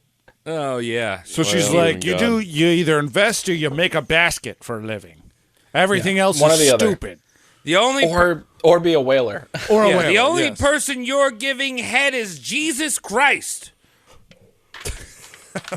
Yes. Bingo. So in 1902, turn of the century, and by the way, this is where the author just did that like 5-page long Wizard of Oz bit, was because it came out in 1900, and she was just like, let me tell you about the year 1900. The Wizard of Oz came out. Here's what the Wizard of Oz is. Describes the whole plot, and then goes, and that's the world that Hetty Green was in at this point. Yes. Hetty Green always had to worry about tornadoes lifting up her entire house and sending her to Goblin World. Yeah, it was like that was so useful to this story of this woman. Thank you for doing that. I hate this author more than this subject. Kind of like her. I'm gonna check her out later. Also, Hetty getting really weirdly hypocritical, kind of showing this change in times of her own. Because even though she was, the richest woman in America at this point by far, because she controlled all her own money. Because Edward. Oh, I was building up to this. Edward died in 1902. Oh, her husband. Poor guy. Her husband. Good for him. They had reconciled for the most part. They had become like pretty good friends in their older age. And he passes away, so she's now just a widow. Still a Coke Town? Yeah. Yeah, but still working, making a shit ton of money. One time, what I was saying before, though, is that despite being the richest woman advocating for women in business and like for women to take control of their finances, she also once said, quote, I don't believe much in so-called women's rights. I'm willing to leave politics to the men. And this is after she had given money to bribe the Republican Party to have a judge step down to clear her way to getting control of a different trust. So she's like, I don't believe in women's rights. I don't believe that women should interfere in politics. Please ignore the fact that I'm bribing judges to clear the way for my money. You know what? To be fair, money has always been the big push in politics. We all know that. That's not a surprise. So when you have enough money, you don't need representation. Yeah, you just get what you want. Money doesn't know gender or race, my friends. That's right. Well, either way, I've gone to liking her a lot because of this no women in politics thing. I think that she's now a This is hero to me. Tom heard no taxes and no women in politics and flipped his whole. I'm just flying right now. She's like Kyle Rittenhouse, hero, She's a total hero. war hero. Oh no, Big hero. no. Oh. Okay, I so mean, in yeah, 19 I could see the analogy. I mean, I guess so. Her son would be the guy that Kyle Rittenhouse shot. yeah, who had to go? You have to go live in Texas and be the only guy with a car. Yeah, because Kyle Rittenhouse thought that he was a military officer, just like she thought she was a nurse. Well, he was defending the gas station. Guys, back to the hero. Let's go. Yeah, back to the hero, the billionaire woman. So in 1905, another economic boom. Hetty begins selling a lot of the property she owned because now she's just sitting on such a big pile of cash that she's basically become her own bank. At one point, she's the largest moneylender in New York City just because of how much money she has. Damn. And in 1907, after there's a run on banks, she bails out a few. She just is like, oh, here's like the cash to cover this run that's happening in this bank. She does it in Texas with Ned. J.P. Morgan is like gathering groups of investors to bail out New York City itself, and Hetty provides a bunch of funds to bail them out to prevent like a huge economic crash. Thank God for her. Yeah, so that's just how much money she's got. And in 1908, her daughter, that everyone referred to as Sylvie, is in her like mid-30s at this point, is finally, not finally, that's rude to say, but she's engaged. It was very late at the time. Oh, God, she's finally engaged. Yeah, I mean, in her mid-30s back then, though, there's a fucking old lady. What an old Yeah, hag. Go like get a all wheelchair. the New York you- Times articles were like spinster daughter of billionaire like marries. But she's not marrying just anybody. She's marrying Matthew Astor Wilkes, who is one of the scions of the Astor family. Anyone who knows New York history knows the Astors are like the first billionaire New Astor Yorkers. Place, Yeah. famous skate spot. Yeah, you kickflip there? I might have. Whoa. I actually don't think it's there anymore. I think they demolished They the. knocked it down to put a bank. They paid Paradise and put up a Wendy's. Continue, Connor. So Hetty never really approved of this guy. She always thought he was after her money, even though he also had a shit ton of money. She was like, no, you're just after ours. Yeah, It no, didn't make sense to them. Astor's like, I own the street that you're slumming it in this boarding house. Shut the fuck up, you idiot. Yeah. I own all the boarding houses you live in. Yeah. My God. Now, after the wedding, she begins to isolate herself from everyone else more and more. She's working less. Sylvie had been living with her through all these boarding houses this whole time. So she's like making her daughter live the same life as her. And now that her daughter's married, she's just alone in this, going from slum to slum, basically. It's rough. Ned moves back to New York around this time, taking over a lot of her responsibilities in terms of like managing all the money. But he brings his number one gal, Mabel Harlow, along for the ride as well. So Hetty never wants to go visit him because she doesn't want to see Miss Harlot. And now Hetty realizes it's time for her to draw up her will. So she does leave a small sum to a very tight group of friends, but all the rest, like she'd always wanted to do, is going to go to her kids. I think it was going to be like half would just go to Ned as cash, and the other half would go into a trust for Sylvie. So again, even though she was so mad that everyone left her trusts, she's doing it to her daughter too. It's unbelievable. Full circle. Unbelievable. How Yeah, dare she's you like- leave me the means to live forever without thinking about anything ever? You're a fucking scumbag.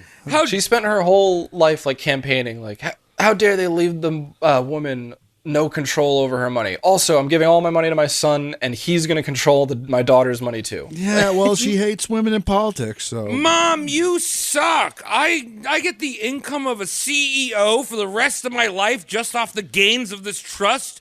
What a fucking bitch! She's loaded Yeah. too. Like these trusts that she made must have been huge in comparison to the ones she was even making, which were huge. Yeah. This bitch When didn't you- even live her life. When She can do whatever she wants. She can go to. She could have, but she didn't. She's just too busy making money. She could when have you moved have up to that much- Canada and invented locks. Okay.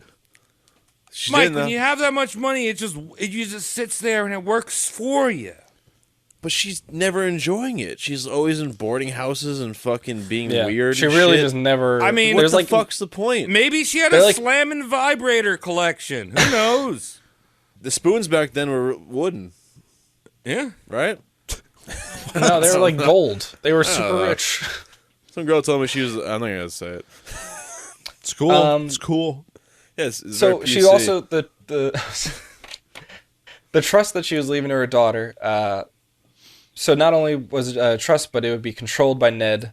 And after 10 years, though, the principal of that would just get split between Ned and Sylvie once again.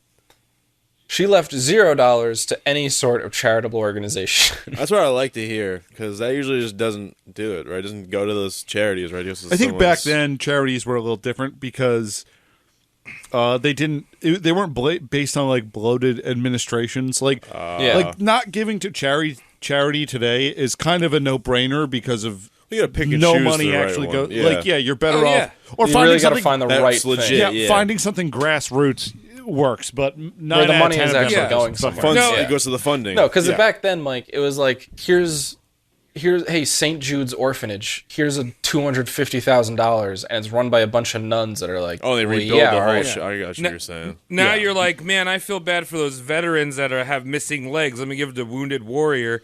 And that fucking money just goes to some guy to get a fucking jet ski blowjob Yeah. in fucking Cancun. Yeah, Yeah. it's a mess.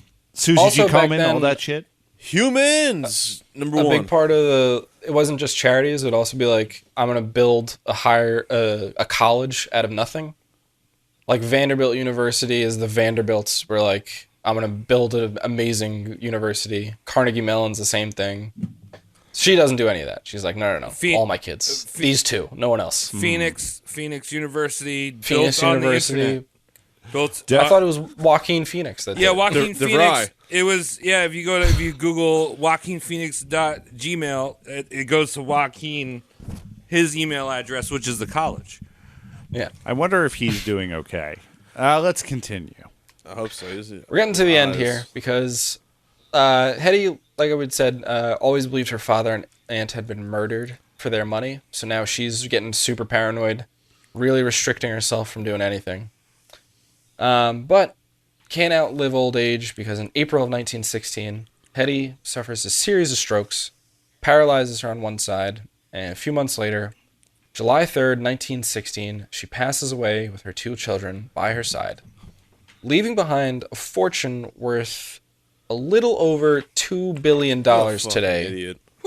That does not include all of the assets in the companies also, which would be probably another, maybe that amount again, like another billion or 2 billion on top of that. Shit. I would have spent every dime before I died. It's like Citizen Kane, except he actually bought stuff. So nothing like Citizen Kane. Yeah. I always hear that movie, but I never watched it. Is it good? It's a great movie. It's considered one of the finest, but it's not as fine as this podcast and what true. information you just learned about. That's really. I That was know really she just interesting. died, but I do want to do a little addendum at the end because Hetty would be upset with us if we didn't track the most important thing in her life, which is the money that she left to her Oh, let's kids. hear Right. this. Not her kids. Where'd all the money go? She had left it to her kids because she had always thought, you make a shit ton of money to leave to your kids so that they can make more money with it to leave to their kids. So her kids are married. She's dead. Neither of them ever have kids. Ned, a month after his mom dies, marries Mabel Harlow in New York City Nice. now that mom's dead. Yeah. It's like, you've been my number one gal all along. We're getting hitched. We're going to get you He- a breast tattoos. Yeah. He basically turns into just a millionaire bro who gets really into radios and is like, I want to build a bunch of radios because radios are hot right now.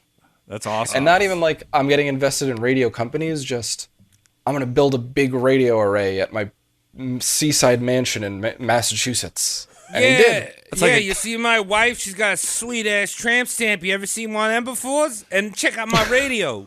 It's gonna play Charlie. Kiss. It's like the 1920s version of SpaceX and Blue Horizon or whatever the Jeff Bezos one is. I would think radios are basically like the tiny homes of millionaires today. You know, and they're just like, I got really into making tiny homes somewhere. Oh, look where I live in this. This is cool. Oh, gee golly, that fascinating? is so swell. Yo, solar power, that's the future. The sun's been here forever. It's going to stay. You are the smartest man I've ever met in my life. Thanks, yo. My Mr. dad owns a dealership. Wow. I would like to be your friend. This is sorry, Connor. This array is It's all right. This array is so powerful. It can pick up local stations in Nova Scotia. What are they saying over there? I can hear a guy on his ham radio in Iowa. What are they saying over there, the ham? Live ice fishing. What are the Now- fish saying? So Ned and Sylvie, they would get through the Great Depression no problem because even though they were spending more money than Hetty ever did, they also weren't taking crazy risks. They're just like spending it on hobbies basically and just letting like the interests on the trust to make their money. Like, you know, a normal person would if you were given a huge nest egg that you didn't have to work anymore. Yep. They're just hanging out. They're not working to make more. Ned passes away of old age later. Again, never having children. All of his money he leaves to his sister with like no strings attached because again, normal person, here's the money. Take it, I'm dead, I don't give a shit. And then Sylvie dies. No kids either, no close family. So all that money going from Hetty investing in the railroads all the way back to like the early 1800s with the whales. All of it goes to 60 different charities and colleges. And that's the end of all of Hetty Green's money. What a Charities and colleges. What a rip. Colleges Yeah. don't need money. Charities Yeah. could. She just gave a shit ton of endowments to like a bunch of schools in New England. Yeah, but that's the best way for this to end because she hated Yeah. those charities. Yeah, Yeah, that her is mom good. pretty was like, ironic. only ever give money to your own kids, and her kids are like, we're gonna spend our money and give it all to other people. Yeah, Ned was busting in the butt with their fucking harlot wife, and like, Yeah, he's like, I want to hang out with actresses and drive Yeah. race cars, and then get into radios when I'm old. Like, yeah. You know, I learned a lot about life driving around Texas with my one leg, going over 26 miles an hour in my race car. I was thinking to myself, why not have a little fun, Ma? So I did. I'm gonna go up to 30 miles an hour. Yeah. I cranked it. Actually, how do you drive with one leg back then? Because back then, like it wasn't even like Like driving. eight Probably manual. all now. sorts of like gears and levers Yeah. that he's like pulling, and it actually did mention the speed at one point, and like it was like 18 miles an hour. 'Cause it was like it was like the 1880s, so it was like really, really early cars. I mean, that's why he had his lady. She would operate the one of 5 clutches you had to operate for your car to Or she pulled it like a radio flyer. cranked it. Yeah. All right, Connor, that was excellent. Thank Yeah, you that was for. good. Yeah, Hetty Green. What a miserly piece of shit. Now, I wonder what Getty Green means. Probably means some money. Probably get green. Getting green. Get Oh, gr- yeah. yeah. Get that See? Getting green. Yeah. It's a great way to close out an episode. And I'm sober this episode. Mike, Everyone get Mike, is green- that one of your weed cigarette strains you're talking about? No, it's a Getty weed? a musician's album that I'm a fan of. Oh, okay. Project Pat, if you're listening. Oh, it's spelled G-H Getty. Yeah, Getty Green. Oh, it's not spelled the same way? Well, hers is Hetty Well, Green. hers Hetty, but That's Getty what I'm saying. is It's G-H. like kind of like Getty. So It's like gorilla, Getty Green. this is a gorilla terrible way. grape ape. You never listened to Project Pat, none of you? Those 3-6? No. Is that like Logic's? Nah, he's fucking dope. Logic's like, it's like whatever. He's just like a guy who works in an Apple store. Yeah, that's Rapper, right. right? Yeah. It's like some Chad, like some dude that used to play like community college lax that like raps now. Awesome. Okay. Speaking of community colleges, I'm sure they got none of Hetty Green's money.